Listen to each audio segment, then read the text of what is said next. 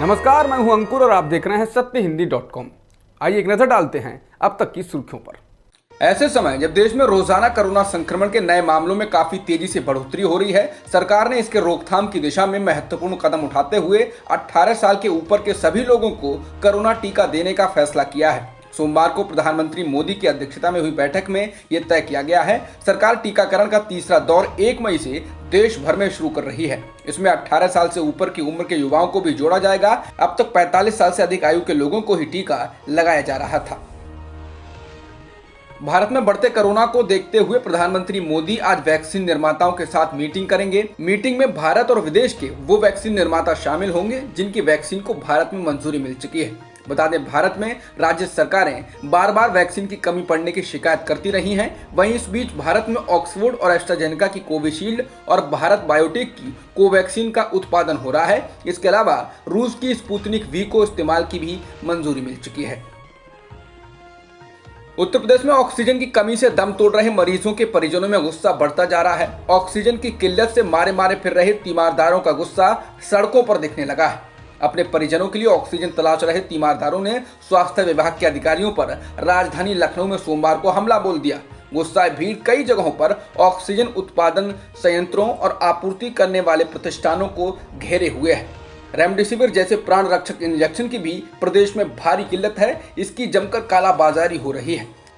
वहीं मुख्यमंत्री योगी आदित्यनाथ ने ऑक्सीजन व रेमडेसिविर इंजेक्शन की कालाबाजारी करने वालों पर राष्ट्रीय सुरक्षा कानून यानी रासुका लगाने का आदेश दिया है।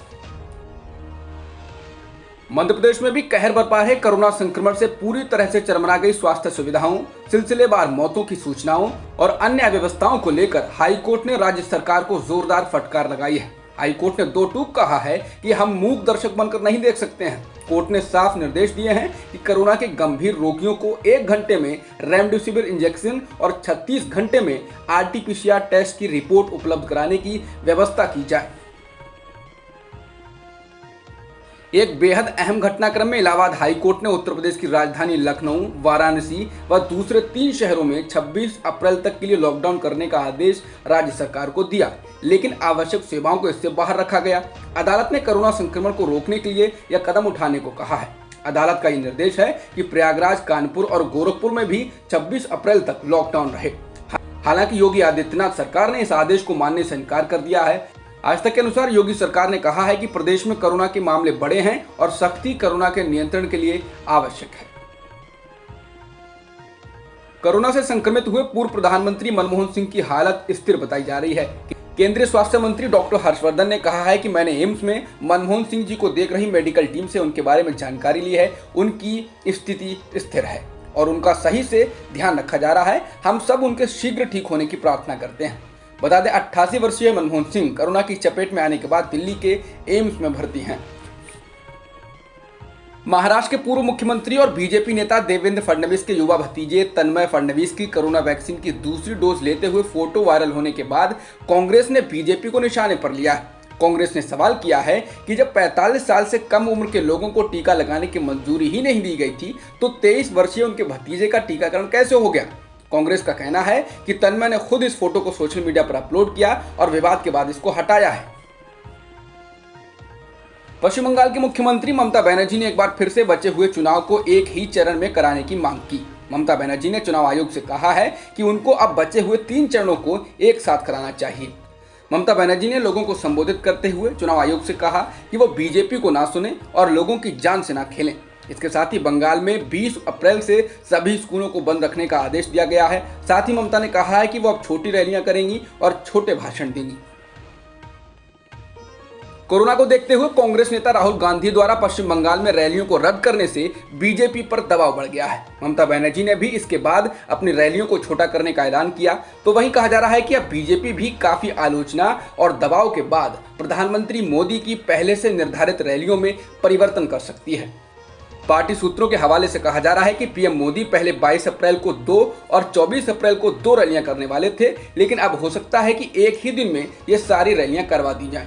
बता दें कि कोरोना के कारण बेकाबू होती स्थिति के बीच पीएम मोदी का लगातार प्रचार करना उनकी छवि पर दाग लगा रहा है। भारत में एक दिन में 2,59,000 से अधिक कोरोना संक्रमण के मामले दर्ज किए गए हैं और 1,761 लोगों की मौत हुई है। इस दौरान 1,54,000 लोग ठीक भी हुए हैं। वहीं भारत में अब सक्रिय मामले बढ़कर 20,31,000 के पार हो गए हैं और कुल मृतकों की संख्या भी 1,80,000 से ज्यादा हो चुकी है। फिलहाल देश में अभी तक 12,71,29,000 से अधिक लोगों को वैक्सीन की डोज दी जा चुकी है।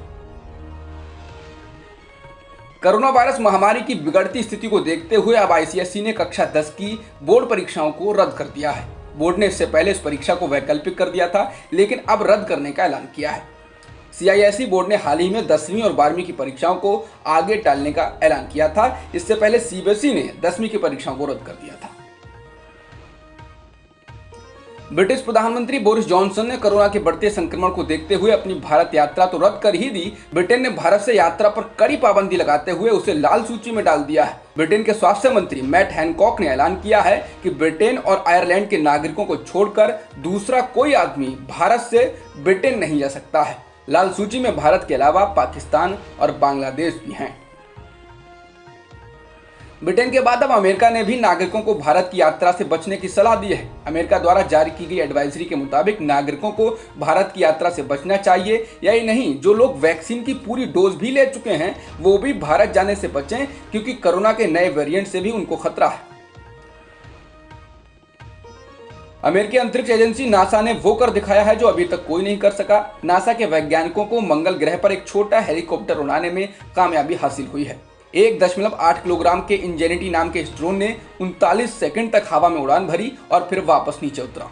नासा ने इसको बड़ी कामयाबी बताया है। इंजेनिटी के प्रोजेक्ट मैनेजर मिमी आंग ने कहा कि अब हम ये कह सकते हैं कि इंसान ने किसी दूसरे ग्रह पर भी एक रोटरक्राफ्ट उड़ाया है। अब तक की खबरों में इतना ही। बाकी खबरों के लिए बने रहिए सत्यहिंदी.com के साथ। सत्य हिंदी का ऐप डाउनलोड करें गूगल प्ले स्टोर पर।